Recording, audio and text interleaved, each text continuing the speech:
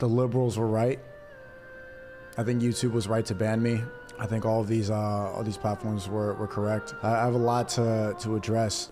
You just don't see the impacts, and you really don't know how many people you're really affecting, especially the children. I wish I had a ukulele to be playing. It's the children. I don't know if you've seen the clip.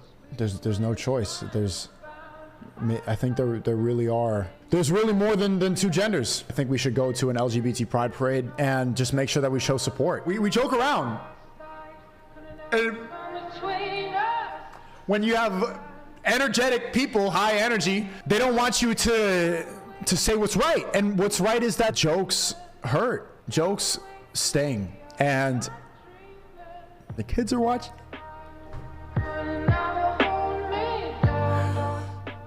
I think we should really apologize, and I think you could all say sorry with me. I think we can deeply apologize for being the most racist, homophobic, transphobic, misogynist, not giving a fuck, schizo stream on the internet because we're not apologizing. I don't give a fuck. W kids. Fuck the woman, fuck the woman. What? No, wait. We love women. We love women. But not like transgender. Yes, sir. We love everybody. No. All gays should die.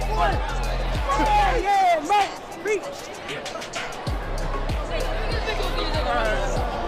What have I done? 12-year-old boys are always like this, regardless whether or not they watch my streams. You're acting like we didn't get in Call of Duty lobbies and say the most racist, vile, misogynistic, transphobic jokes of all time. Like, we don't do that right now. Like, right now when I turn off the stream and hang out with my friends and talk to them, we're not all constantly saying terrible things, trying to get a reaction out of each other, being controversial on purpose, shock factor. This is what every single guy is like. So then now they're gonna try to blame it on me.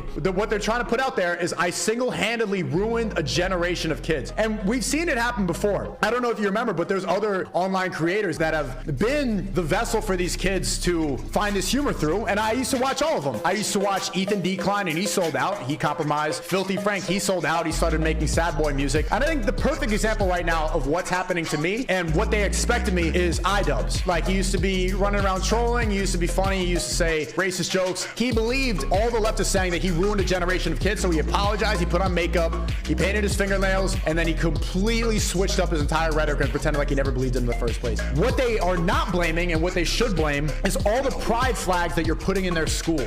Having guys like Chris from Mr. Beast cut their dick off and then pretend like nothing happened. Have these streaming show awards where there's drag queens for some reason holding a microphone and introducing the biggest streamers on stage, and everybody has to pretend like that's normal. You know who knows that's not normal? 12-year-old boys. They are the ones who have not compromised yet because they have nothing to lose. They're just carefree kids living in school, and they have their friends around them. They're joking around. They don't give a fuck. It's not that these kids are like a danger to anybody, and nobody feels threatened by them at all. When I was in a grocery store and I saw two grown men kiss each other and their beards interlocked like Velcro on a Skechers shoe, I told my mom, "That's gross!" And I pointed right at them, and my mom immediately said, "You can't say that. Don't say that." The 12-year-old boy reaction is, I don't like this. You can't force somebody to like something. I will always spread love. I will never encourage hate, and I've never said fuck these people. I've never said fuck a group of people, ever. You can't force me to look at transgender people on the White House lawn, flapping their fake titties next to the President of the United States with the rainbow flag in the background and act like I like this. And that's okay. This is what I want the leader of the free world to be doing. Smiling next to a transgender, naked on the lawn.